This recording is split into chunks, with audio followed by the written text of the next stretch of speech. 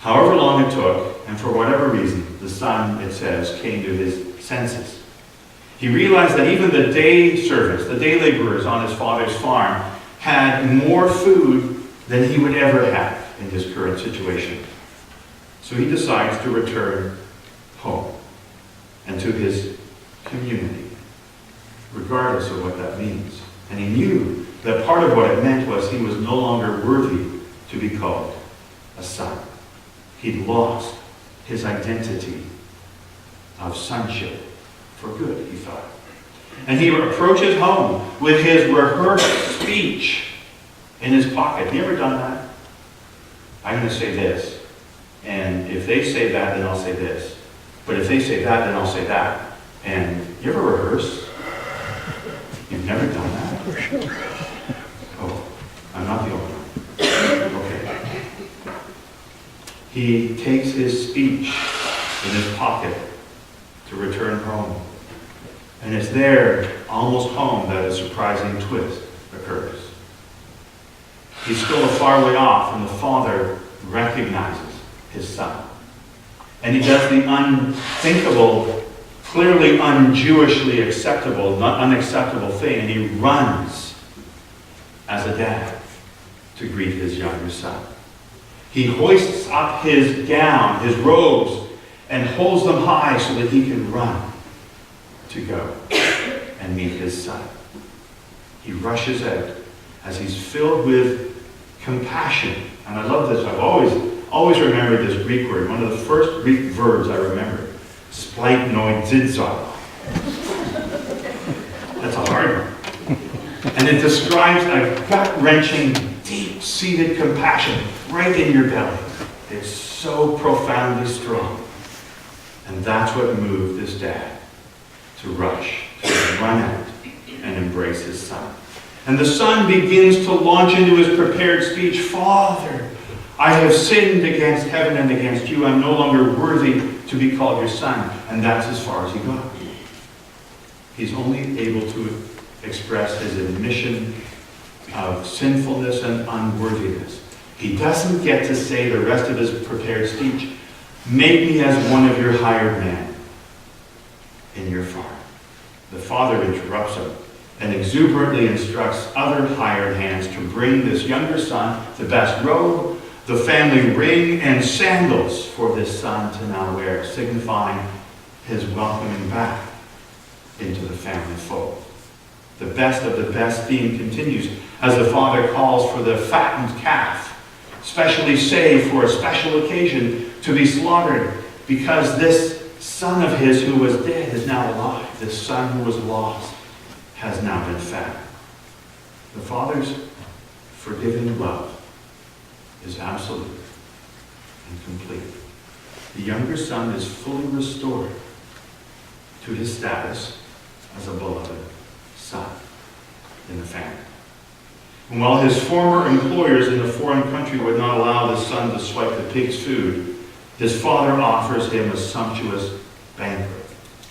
While the first generation to hear this father's rejoicing were no doubt stunned and shocked by the unmerited, lavish, wastefully lavish forgiveness and love and grace and compassion expressed by the father, every generation since the resurrection of Christ has heard in this story a bit of a foreshadowing of God the Father's own Son, who, though dead, rises and is made alive again.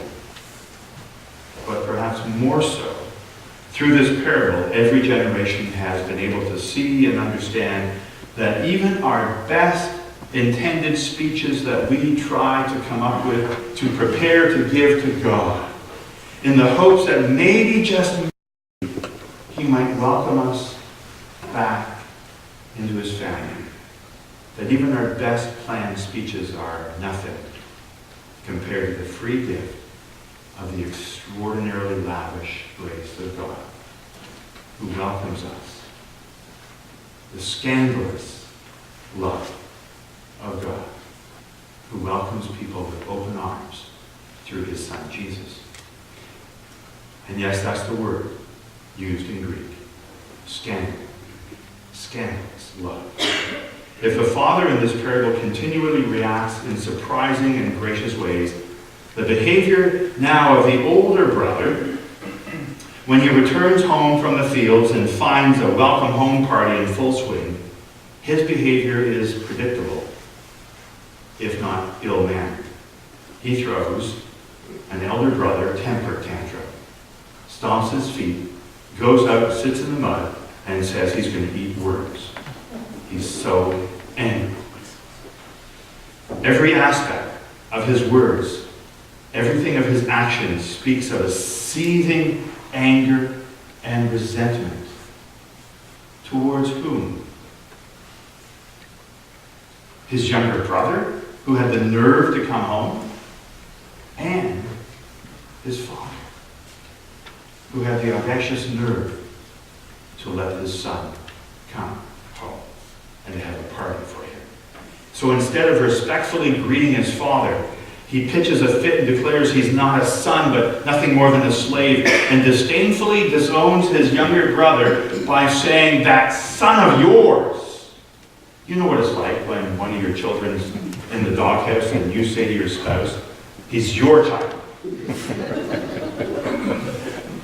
That's what the elder brother did, but in a very cruel way to his father. The older brother is thoroughly disgusted, angered, fed up. He wants no part of a relationship with either his brother, younger brother, or his father. He feels fully justified to judge so severely his only family in this parable, in his life. The compassion that the father extended to the younger son is now also going to be served up equally to the older son. Instead of returning the venom that the elder son dished out at him as a father, the father offers him the reminder that he's certainly no slave. As he says, "All that is mine is yours." Even as the father assures his elder son that you are always with me, he also insists, did you notice, that the cause for celebration, the return of this brother of yours, like how the father said that? He's not my son, he's your brother. The return of this brother of yours from death to life is mandatory. If the father rejoices over the recovery of one who had been so lost, so must all the members of the family. The return of the lost, the restoration to life of the lifeless, are always and unquestionably to be met by God's children with compassion and celebration. Forgiveness never means that we're being Pollyanna-ish. And some of you know that word means. We're not to be Pollyanna-ish, plastering over the cracks in people and in history. Forgiveness looks square in the face of wrong and chooses healing and reconciliation rather than hatred and revenge. And yes, it might just possibly be the hardest thing in the world to do, to offer true forgiveness. How hard? Scandalously hard. As the Boston Globe reporter said, did you notice? Hatred is not always wrong. Forgiveness is not always deserved. You'll see in the bulletin when you go downstairs, when you take it home, if you take it home with you, a few questions in there based on certainty. And there's a question about that quote that I don't at all agree with. The hardest thing in the world for us to do as God's beloved children is probably to extend such scandalous forgiveness to others. But we need look no further than Jesus, who took the scandal of the cross